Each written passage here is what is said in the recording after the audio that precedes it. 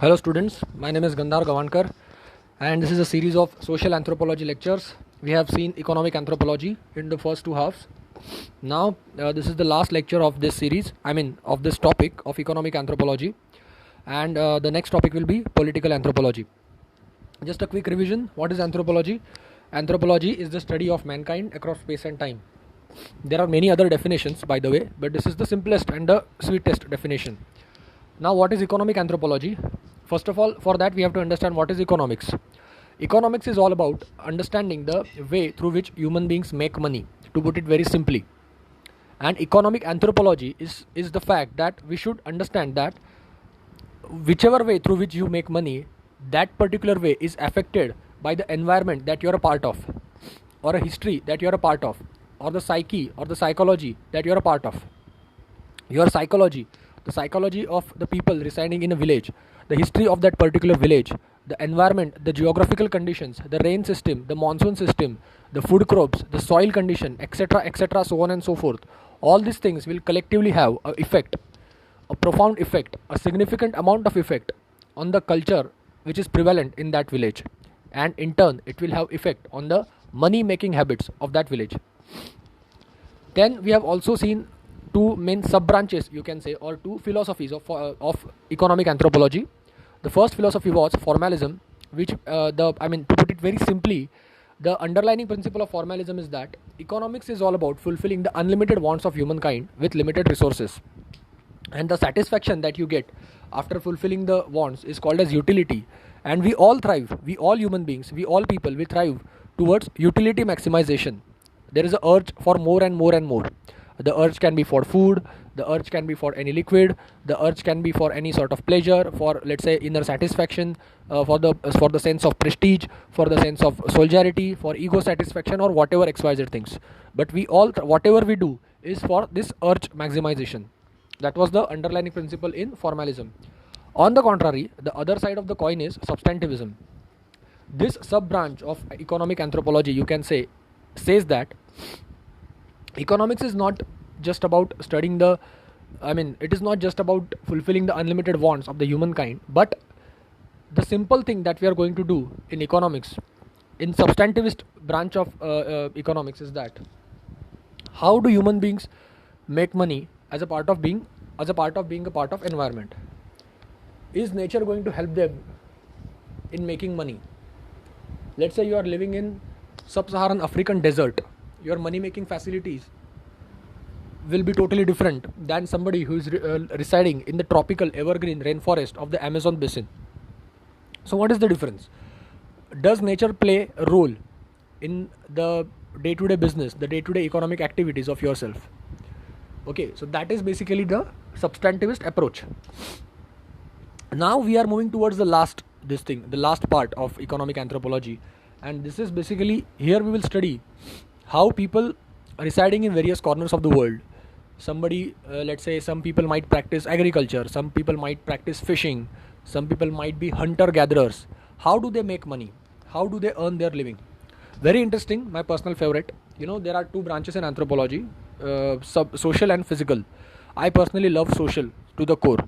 Social is very interesting, and I will also tell you that now this is too early to tell you all these things, but let's say we end up covering 8 to 10 more topics. Kindly keep your eyes open. Various subjects in UPSC, not just about anthropology, be it environment, be it science, be it polity, you should not, be it economics, you should not simply study them via books. You should also keep your eyes and ears open while walking on the road. You have to study them from your society. Whatever static stuff you are learning in your coaching institute or in your books or via these video lectures, you should be able to relate them with the current happenings which are happening in your society. Then only this concept will be properly fitted in your mind. Then only you will get an inner satisfaction of studying a particular subject. Otherwise, mere rote learning will not help you. Also, if you look at the previous year question papers, which I always request you all to do, you will realize that the questions are also of that nature. Nobody will simply ask you to write a short note on any particular topic. The examiner will always expect you to relate the static stuff with the current stuff. How the particular static concept was relevant with XYZ current happening, and in the light of that particular XYZ current happening, how you can which static concept from anthropology you can relate to it. Okay, so basically the bottom line is, kindly just study properly and keep your eyes and ears open. Keep a tab on the previous year question papers. Keep a tab on the syllabus copy. Also listen to all these lectures. I again tell you, they are introductory lectures. They will definitely give you the test of this subject. They will make you fall in love with anthropology, but they are certainly not enough. I am not at all claiming that these lectures are enough and just listening to this lecture you will grab good marks. Answer is no. You have to study books. You have to burn the midnight oil. A very easy and very lovable discipline of anthropology, but it demands hard work, sincerity and dedication from your side. So you have to devote at least 3 to 4 months of your life, and if you do it properly, then I can assure you, you can get good marks and eventually you can get good rank also. Cool. So moving on, the topic of the day is, or the topic of the lecture is, I will read the syllabus verbatim. I hope you have it with you as well. Principles governing production, distribution and exchange in communities subsisting on hunting, gathering, fishing, swiddening, pastoralism, horticulture and agriculture, globalization and the indigenous economic system. Now the later topic, globalization and indigenous economic system, we will study it first. For a simple reason, it is very easy and it is very lovable, and it is up to a large extent based on common sense also. Even if you ask to a 10th standard pass out student what is globalization and what kind of effect globalization has on tribal economy or the economy of village, he or she will be able to tell you at least 2-3 points. Okay, so I mean, you should the lowest hanging fruit first. So this is a very easy topic. Globalization and indigenous economic system. The lives of the indigenous people are often inextricably linked with their relationships to the environment. Their traditions often demonstrate an attachment to the land and a strong responsibility by preserving it for the future generations. In fact, many indigenous people have a profoundly spiritual relationship with nature, one that ties the land to their very existence. There is also a strong correlation between areas of high biological diversity and the presence of indigenous people in those areas around the world. Now see, many of the tribes, many of the people living in a particular corner of the world, living in the remote sides of the world, they are very much conscious about their land, about their soil, about the stones, about the plants, about the trees, about the flora and the fauna, about the animals. Unlike we people who live in the cities. Okay, those tribal people, they are very much sensitive. They are emotionally attached with all these natural symbols. They are the cultural symbols in their place.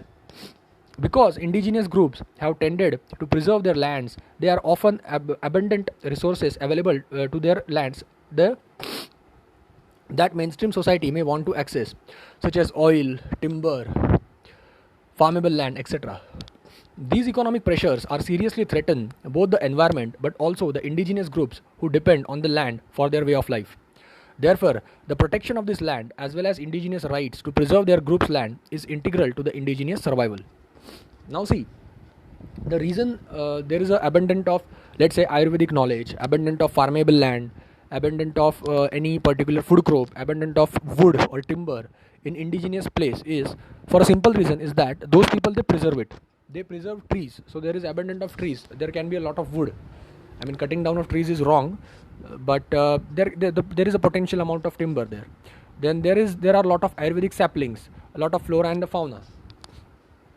So this indigenous economic systems, or this, you can say, the indigenous village systems, they are enticing for those who are in search of resources like timber, like wood, like Ayurvedic saplings, etc., etc.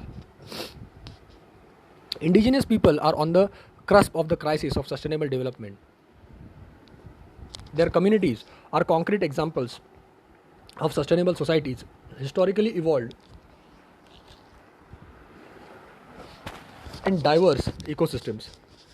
Today they face the challenge of extinction or survival and removal in the globalized world. The impact of globalization is strongest on the populations, perhaps more than any other, because these communities have no voice and are therefore easily swept aside by the invisible hand of the market and its proponents.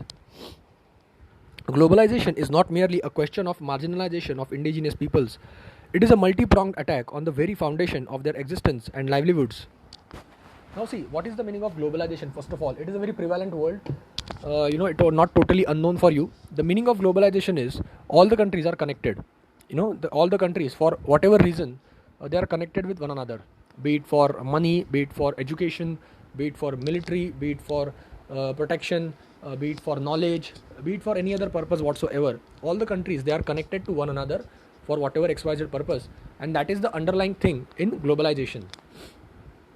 These indigenous economic systems, they often they are set aside, they are swept aside when there is a strong amount of globalization that is happening in their surroundings, and for a simple reason is that they have a lot to lose. I mean, if you go and construct a factory in some of the jungles, if you take permission officially and you construct a factory in any of the jungles, the Ayurvedic saplings, the flora, the fauna, the valuable trees, the soil out there, and those people living in that particular area, their culture, their festivals, their food habits, their clothes, their knowledge system, their language, there is a strong threat to all these things. There is a strong threat of disappearance. The culture might disappear, and it is wrong. We should not allow it to happen.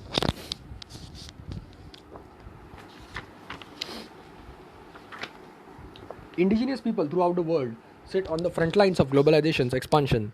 They occupy the last pristine places on the earth where resources are still abundant. Forest, minerals, water, and genetic diversity all are ferociously sought by global corporations trying to push traditional societies of their lands.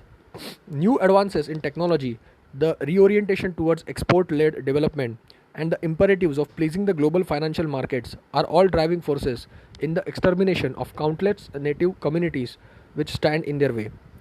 Traditional sovereignty over hunting and gathering rights has been thrown into a question as a national government bind themselves to a new global economic treaties.